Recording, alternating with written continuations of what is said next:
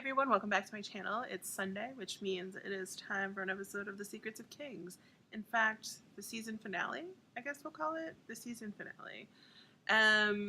We will be back in August 19th to be exact, with season 2. However, we will be having content going up during that interim, so feel free to still subscribe and turn on your notifications so that way you don't miss anything that comes out.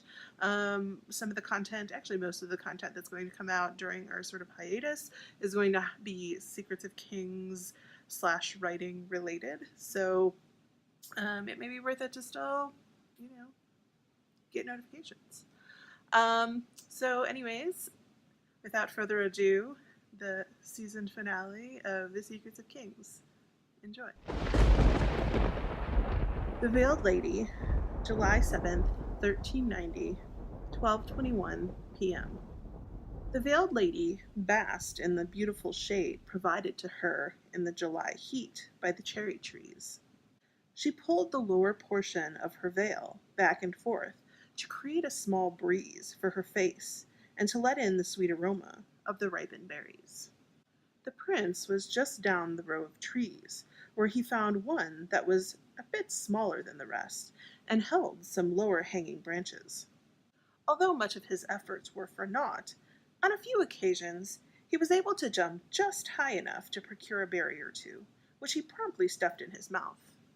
Clearly having grown tired of the literal fruitlessness of his endeavors, the prince scampered beyond the tree grove and to the outskirts of the blueberry fields. "Stay where I can see you, my love," she yelled to him. "Just this row," the little prince yelled back. Packing up the small bag of toys she brought for the prince to play with, she got up and moved a bit closer to the edge of the cherry tree grove so that she might better see the prince and his movements. She was unsurprised to find that the prince remained unmoved and was instead making himself quite comfortable in front of a generously adorned blueberry bush. He plucked off several at a time and stuffed them all in his mouth at once. "Slow down, love. We will be eating lunch in a short while.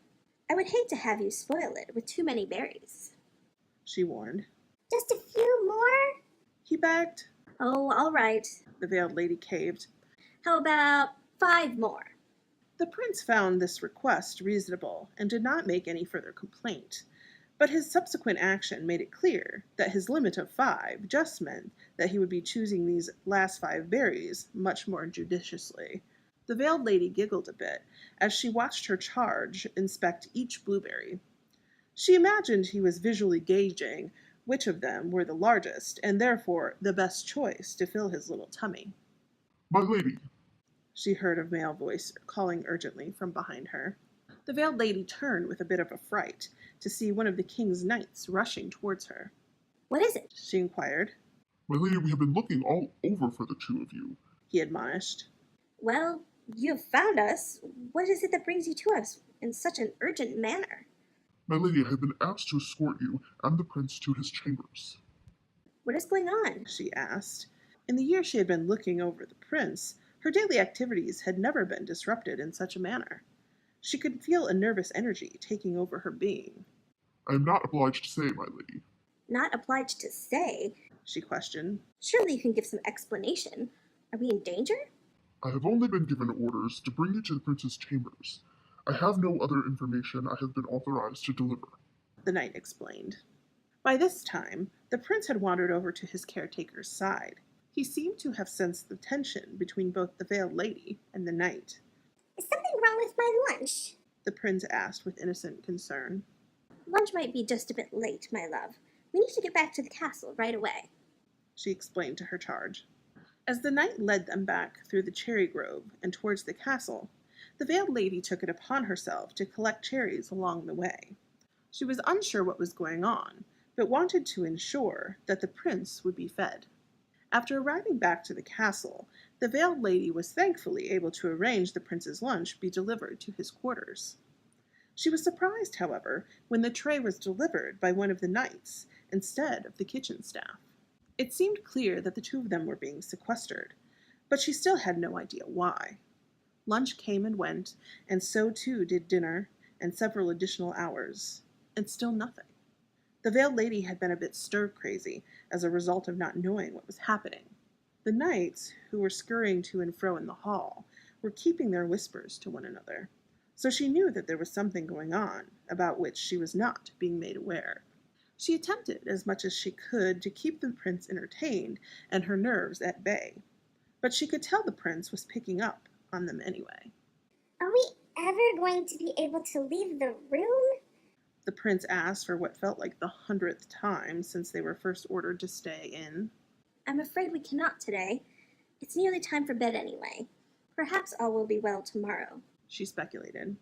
After getting Remedy dressed in his night clothes, she read the prince one of his favorite stories, and he finally fell into the bliss of sleep. The veiled lady walked to the door in the prince's chamber that adjoined their rooms, and opened it ever so slightly. She was surprised to find that there was a candle lit on her bedside table, and the king had in his hands, sitting somberly on the edge of her bed.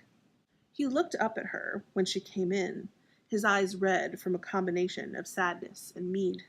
She quickly closed the door behind her so that no one, not even the young prince, might see the identity of her visitor. She then walked over to him. He nuzzled the side of his face just below her bosom and wrapped his arms tight around her. As soon as her hands began to caress his head, he began to weep. You shouldn't be here, she whispered. It's too dangerous. If people knew. Quinella's missing, he interrupted. The veiled lady breathed in heavily, a lightness in her head. The events of the early morning began whizzing through her brain. She thought she had heard something from in the prince's chambers while he was bathing. Did she disregard the sound of the princess being taken? Could she have stopped this from happening? Waves of disbelief and guilt overswept her, and she lowered herself to sit next to the king for a moment before pulling him down to lay beside her. The king wrapped his arms around her, and the two of them laid there in silence, less their soft sounds of weeping over the lost princess. Thank you so much for watching the season finale of The Secrets of Kings. I hope that you have enjoyed the entirety of the season.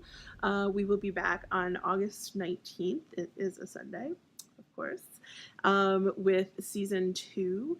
I already have a little bit of it written, but I'll be making some changes and updating and doing more writing just in general for the book over the hiatus. But I'll still be uploading stuff over the course of the hiatus, so just be sure you're subscribed and have that notification bell rung so that way you know when things are going up. And with that, I will just say thank you again for watching, and I hope to see you next week, and if not next week, at least August 19th for season 2.